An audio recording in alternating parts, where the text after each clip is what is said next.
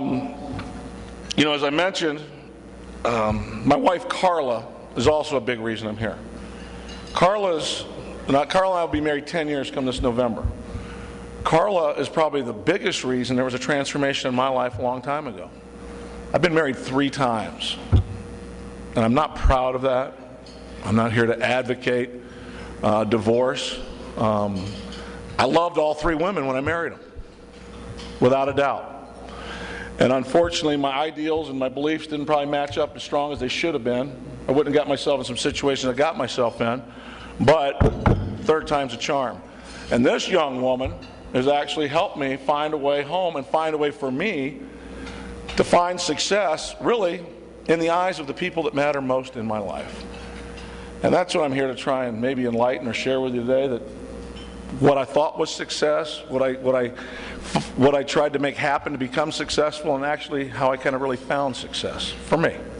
Because I think if I ask each and every one of you out there, what's your definition of success, we'll come up with a lot of varying opinions, a lot of different thoughts. But Carla actually got my attention first time I asked her to marry me. A young lady from Williamsport, Pennsylvania. Last child of a family of 8. Very blue-collar, simple means. I'm already a 2-time loser in the wedding game, but a professional athlete, a guy with an agenda, with places to go, with people to see, with things to do. And I mean, this is her lottery ticket as far as I'm concerned. And I can remember asking her, and she said, "You know what? No thanks. I'm good. I'm good." Really? You're good? Yeah, I'm good. And she presented me with the first question, and many that followed, not just from her, but people that loved me and cared about me and stayed with me. She said, "Until you find a way to make yourself happy, you'll never, ever make me happy." You sure you don't want to marry me? Well, and then we talked about maybe some criteria, some things I need to pay a little bit of attention at, and I could probably improve upon in my own personal direction and growth that might provide me a better opportunity to ask her to marry me again, and she might say yes. And I engaged on that travel. And one of the first things that we had talked about was instead of looking at people and me calculating who out there I can manipulate or use or control or get something from, why don't I look at them and pretend they all got an invisible sign that says, "Make me feel important." What do we all want more than encouragement in life? Especially in today's trying times, what do we all care for more than some encouragement? And if you're the boss, you need encouragement just as much as anybody else does. And if you think different, you're already tripping up yourself. Because I just came from a position where I was the boss. I was the boss in a clubhouse. I was the boss in a dugout. And there's times of isolation, there's times of decision-making, accountability, and responsibility, but you know what? I had a handful of people that I could go to for advice, for information, and that every once in a while would just come up, put an arm around me and say, "Attaboy, keep going, make sure your actions back up your words, keep fighting, keep believing." We all need it. We all need encouragement. I don't have one key for success for you today, but I do have one key for failure. Anybody here absolutely, positively want to fail? Try and please everybody. Happened to me early in my career. Just that kind of mentality. I want to be good. I want to make the manager happy. I want to make the coaches happy. Every fan that bought a ticket wanted to make them happy. Guys selling hot dogs wanted him to have a smile. Wanted to sign every autograph. Wanted to do this, wanted to do that. I was wearing myself out trying to make other people happy. And I wasn't playing very well, which I found out at the end of the day was really important. Kind of critical. People paid attention to that. You know, how many autographs you signed wasn't a statistic they kept at the end of the day. How many hands you shook, how many people you put your arm around. At the end of the day, that got pushed aside and was, you don't bat very well. You missed 3 cutoff, man. You left 8 men on base. Where are we hung up here, boy?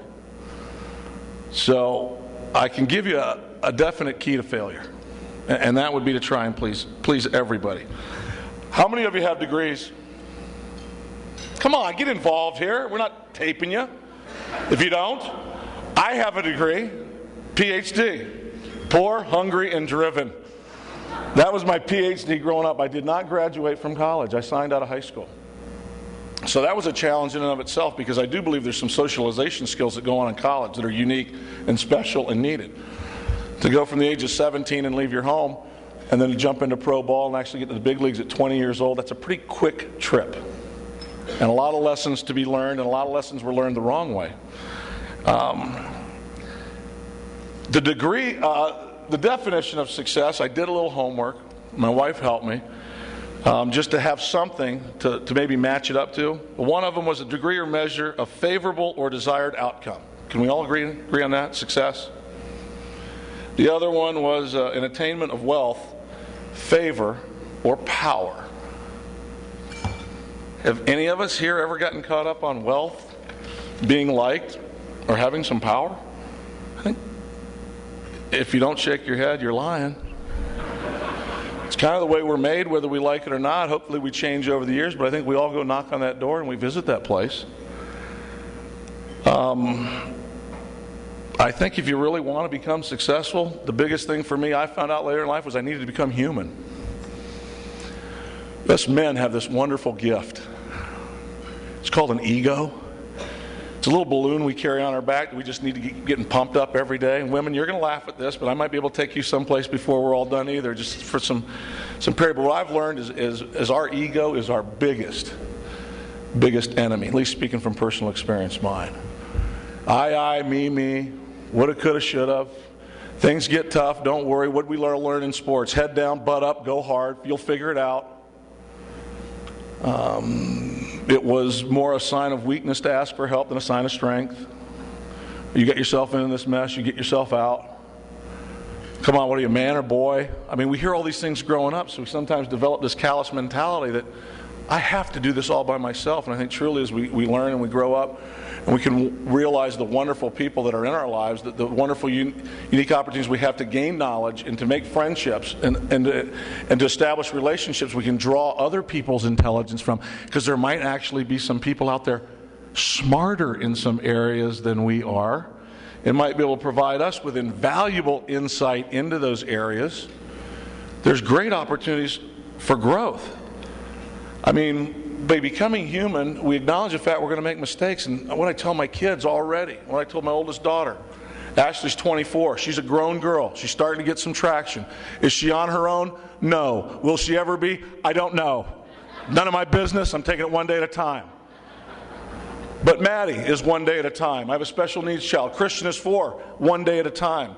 But I tell them, you're human, you're going to make mistakes. 3 things: admit it, correct it, don't do it again. I learned that way too late in life. I used to have a saying that things I didn't like, I tried twice just to make sure I didn't like it. What kind of mentality is that? And I was serious. I was absolutely serious. You know, if I didn't like it, it must be something wrong with me. If I try it again, I'll probably like it. Because maybe some other people are doing it, and I need to run in that group because that's a cool group. We all know what peer pressure can do to us, even in our jobs today, let alone kids in school. Spoke at a high school the other night in Castle View. You want to talk about peer pressure? High schools drip with it. That is an incredibly tough atmosphere and environment to grow up with without some guidance and some help. But admit it, correct it, and don't repeat it. The best lesson I learned after I knew it all. Can anybody relate to this? This is true. At the age of 40, I had an epiphany. I had a midlife crisis at the age of 40. And it really was the best thing that ever happened to me. And this was one of the best lessons I learned after I knew it all. I can't control what other people say, think, or do. I used to spend hours upon hours trying to control what other people said, think, or they would do. It'd wear me out. But I was relentless. I wouldn't give up. Very, very seldom had time left for me. But think about your business transactions. Think about what you do in your personal life. How many times are you actually, if you are at all, trying to control what other people say, think, or do? And I have a very unique relationship, as the manager of the Rockies I did, was with the media. Because truly, I enjoyed the media. It was the one opportunity that I got to share my information or my thoughts with them one-on-one to get it out as accurately as it would get out. But I've also seen men get involved with well, you wrote this, and you said, I can't control what anybody says, thinks, or does. And the sooner I can get a grip on that and let that go, the better off I'm going to be. And that was the best lesson I learned after I knew it all. Success